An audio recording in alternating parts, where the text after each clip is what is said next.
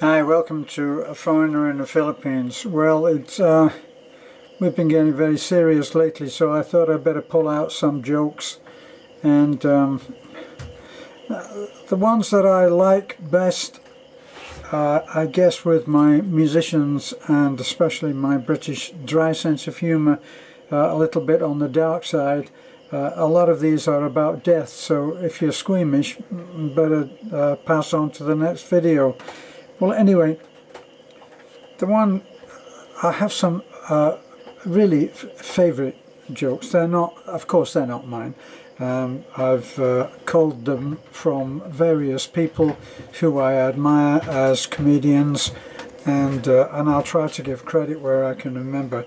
But this one was told by an Irish friend of mine, a trombone player that was standing next to me for some 7 years in the same band, Shay. So Shay, here's your joke that you told me. There's a pair of identical twins in Ireland, and one of them has passed away, and they're having the wake, and the body is in the parlour, which is the Irish way, and they're having a celebration. There's lots of booze and food, and the body is lying in the coffin out in the parlour. So there's a distant uncle who they very rarely see is out there, and he's looking at the body with the remaining twin, and as they're looking on there, he suddenly says to the other twin, "Was it you or the other one that died?" Yes, well. Another one. Sorry if you're squeamish on the death thing. The man is delivering a telegram in New York, and it's quite late. It's his last telegram before he knocks off from work, and he knocks on the door of the apartment. There's a lot of singing and going on the inside, and the man answers the door, and he said, "Are you the owner?" He said, "Yes, I am." He said, "I have a telegram." So the man says, "Well, that's wonderful. Is it a singing telegram?" So the man said, "No, I'm afraid it's not, sir, you know." So he said, "Oh, please, come on. You've got to..."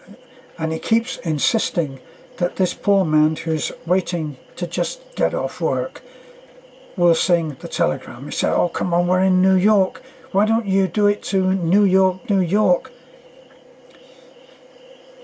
So the man says, do you want to open the telegram?" He said, "No, you do it." So he says, "Well, if you're sure." And he slits open the envelope and he looks at it, and then he goes, "Ra-da-da-da-da-da-da-da-da-da-da, your mother has died." Yes, well, I did say that they were dark. The wedding. Now this one, I like this one. This is another, really a musician's joke. Not sure how well this travels, but a friend is talking about his upcoming wedding to his best pal, and he says, "You know, the budget is really tight. I really would love to have a band," he said, "but we just can't run to it." So his friend says, "I know a duo that would work very cheap for you." He says, "Why don't you give them a call?" Well, he ends up booking them, and they are very cheap. And when they get there, the wedding, they're at the reception, and he walks over to the duo who are waiting to start, and when he arrives there, he realizes that the pianist is blind and the drummer is deaf. And his heart in his mouth, he wonders how this is ever going to work. And he says to the pianist, "We'd like to start off with a quick step for a change. Would you play Fascinating Rhythm?" So the blind man says, "Certainly, that's not a problem, sir." And he reaches for the mic, and he says, "Well, the bride and groom would like to start off the dancing with Fascinating Rhythm." I should have somebody else here with me now telling this joke. But then he reaches behind him where the drummer is sat, and he reaches for the man's head and he goes, maybe you got to be a musician for that one, but it always makes me laugh. This one, I heard this one from Jackie Mason, which I always thought he was a great droll comedian. There's two elderly Jewish guys, Manny and David.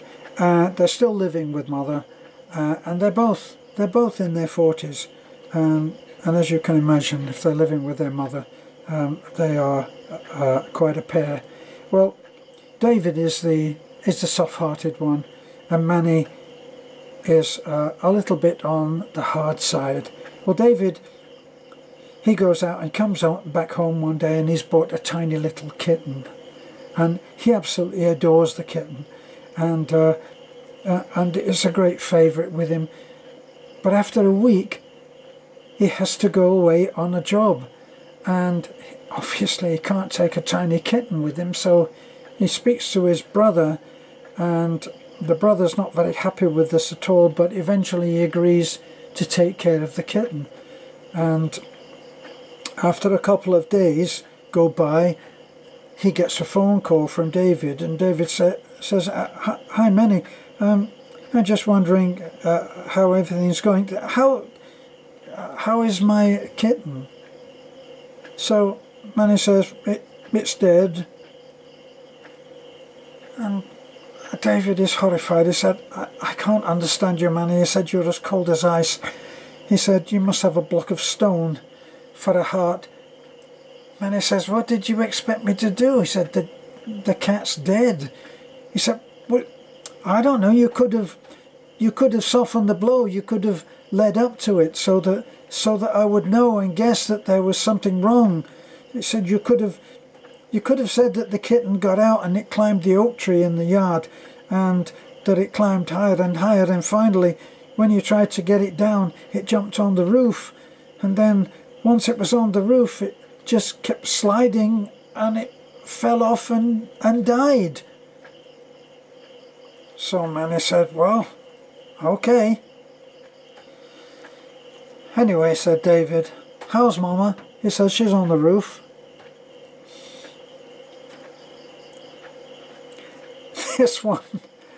This one, well, I only tell jokes that make me laugh, you know, so pardon me on that. They're not my jokes, okay? But this one, Miss Forbush is a spinster of advancing years, and she's extremely reserved and shy with men. And she's coming home from a get-together, driving in the car, and she has an affliction which probably is why she's so reserved.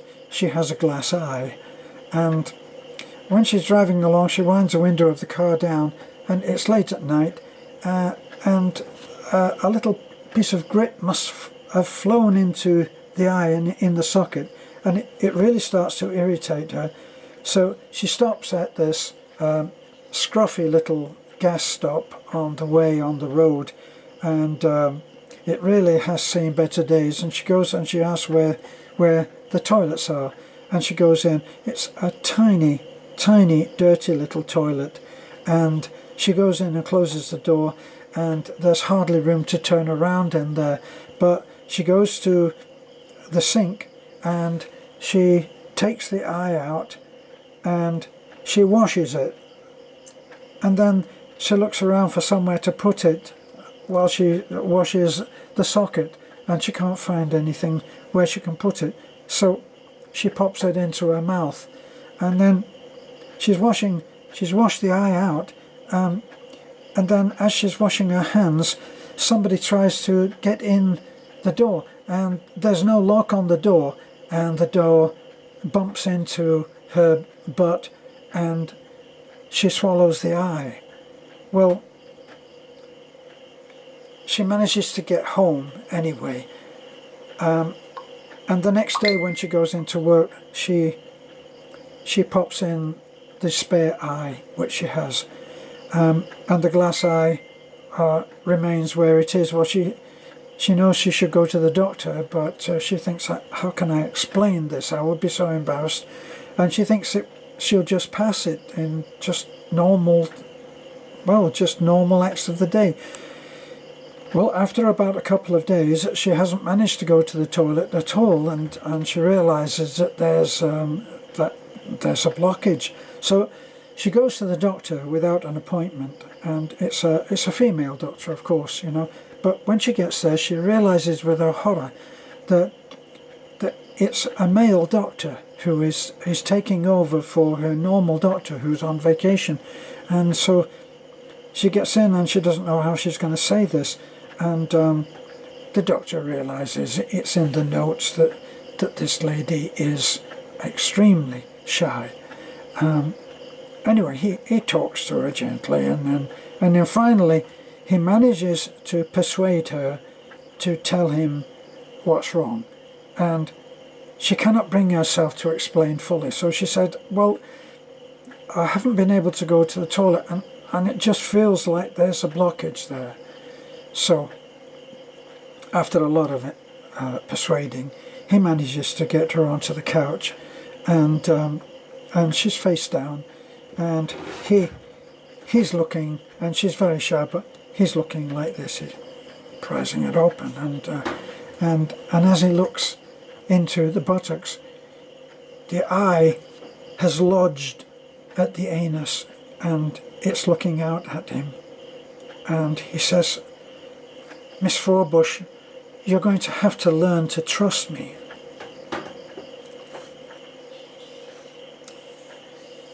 Now this one is it's an Aussie joke, because it's about ostriches, and there's two female ostriches, and they're walking along in the bush, and one of them nudges the other and said, look, there's two fellas, or two male ostriches are following us. So they look around like this, and then they quicken their pace. As they quicken their pace, the males behind them also quicken their pace. Well, the females around some very thick bushes, and they stick their head in the sand, and the two males start rushing to catch them up, and as they get round the bushes, they say, where'd they go?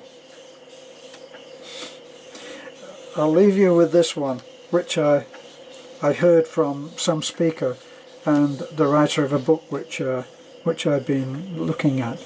His name is Miller. Well, a man goes into the hairdresser, goes in for a haircut. He sits in the chair, and the barber he sets in on him straight away, and he's a very negative guy, and says, so what's new with you then, sir? So the guy said, well, I'm just planning my vacation. So the barber says, oh really? At this time of the year? Well, where are you thinking of going? He said, well, I'm going to Italy. He said, oh, Italy? Are you kidding me? No one goes to Italy. It's a dirty place, He said, well, which part of Italy? He said, well, I'm going to Rome. So he says, I can't imagine why anybody would want to go to Rome. I mean, what's to see in Rome? Anyway, he said, I've got a personal interview, an audience with the Pope. That man says, give me a break, he said. An audience with the Pope, personal? He said, you'll be standing in St. Peter's Square with about another 3,000, and the Pope will come out like this, and he'll do that, and that's your interview with the Pope, I can tell you. Well, he finishes the haircut and he goes out, and a few weeks later he comes back in for a trim, and as soon as he sits down, the barber, of course, starts in on him. Says, so, I'm really looking forward to this. What happened to that holiday in Italy? And the man says, well, actually it went very well. And he said, oh yeah, I bet. And come on, tell me the good news. what happened? He said, I can't help laughing. What happened to your private interview with the Pope? So the man says, well, they led me in through these great 12, 15-foot doors, he said, into a long room. He said, and there was a red carpet down the middle, and it stretched away to the end of the room. He said, and sitting on a throne at the end was the Pope himself. He said, and they pushed me onto the carpet and indicated I should walk up the red carpet. He said, which I started to do. He said, by the time I got to the Pope, he said, I realized I was the only one in the room. He said, well, I knelt down, said, in front of the Pope and bowed my head. He said, and the Pope was very kind. He put his hand on my head and he said, that is the worst haircut I've ever seen. Not my best delivery, but hope that cheered you up a little. I'll say good night and bye for now.